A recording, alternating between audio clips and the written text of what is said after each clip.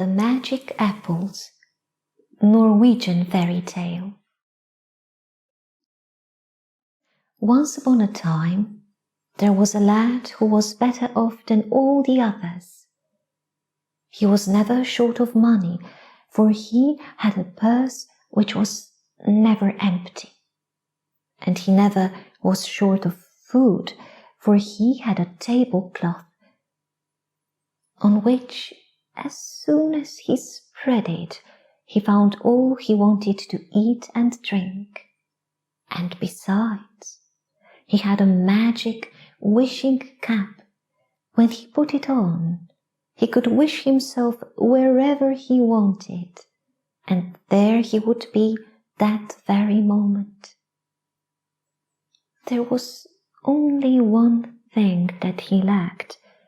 He had no wife, and he was gradually coming into the years when it would be necessary for him to make haste. As he was walking sadly along one fine day, it occurred to him to wish himself where he would find the most beautiful princess in the world. And there he was, and it was a land which he had never yet seen, and a city in which he had never yet been, and the king's daughter was so incredibly beautiful that he had never yet beheld her like, and he wanted her on the spot. But she would have nothing to do with him, and was very haughty. Finally, he despaired altogether, and was so beside himself that he could no longer be where she was not. So he put on his cap and wished himself into the castle. He just wanted to say goodbye, so he said, and she laid her hand in his. "I wish we were far beyond the end of the world," he said, and there they were. But the king's daughter wept and begged to be allowed to go home again. "You can have all the gold and silver in the castle in return," she said. "I have money enough for myself," answered the young man, and he shook his purse so that money just rolled about. "You can sit down at the royal table and eat the finest food and drink the finest wines," said she. "I have enough to eat and drink myself," he answered, and at once he spread his tablecloth, and there was a table covered with the best one might wish, and even the king ate no better. After they had eaten, the king's daughter said, "Oh, do look at the handsome apples up there on the tree. If you were really kind, you would fetch me down a couple of them."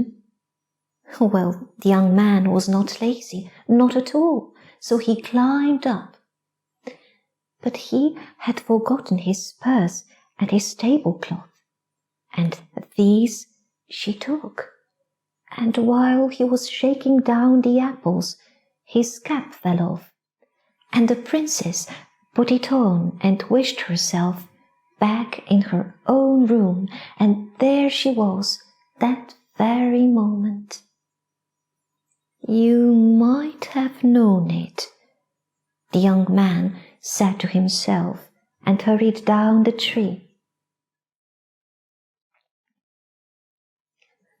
Then he began to cry and did not know what to do.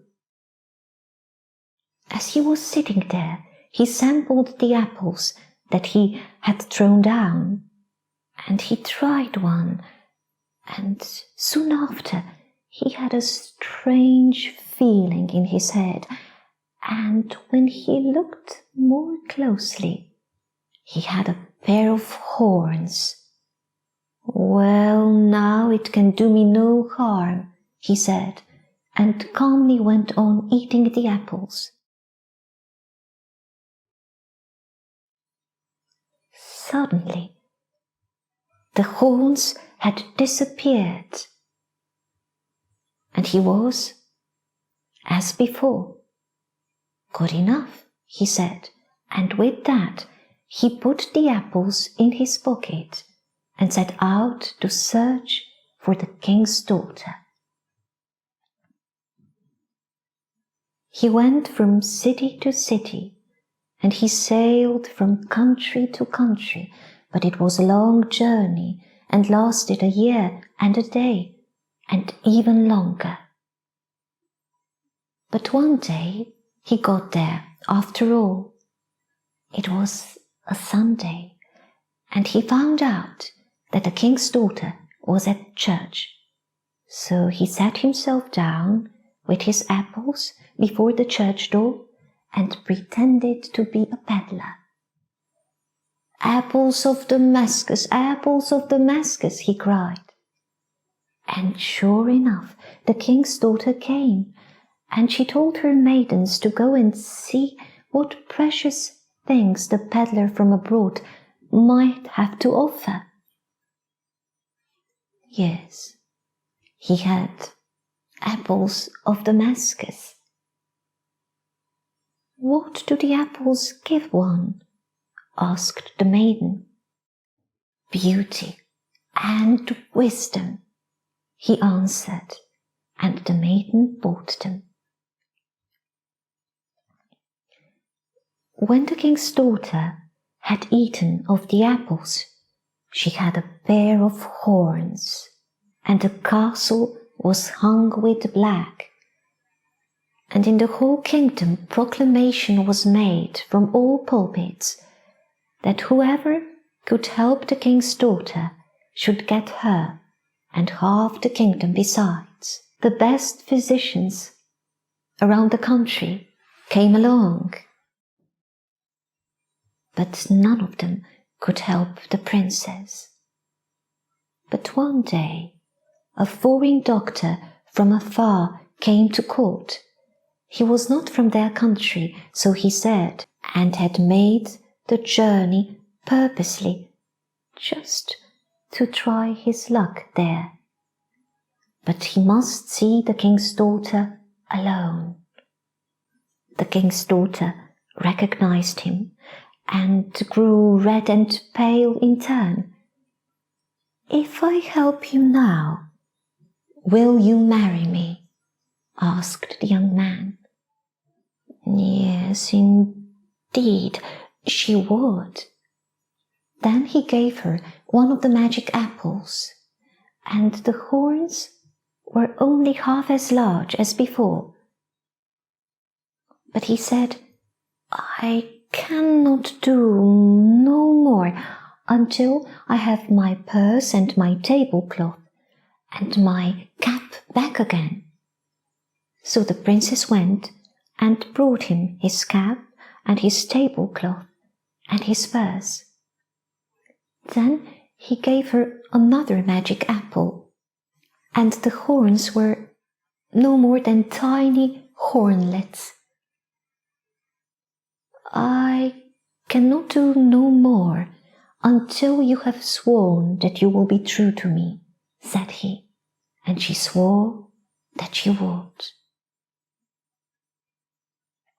When she had eaten the third magic apple, her forehead was quite smooth again, and she was even more beautiful than in days gone by.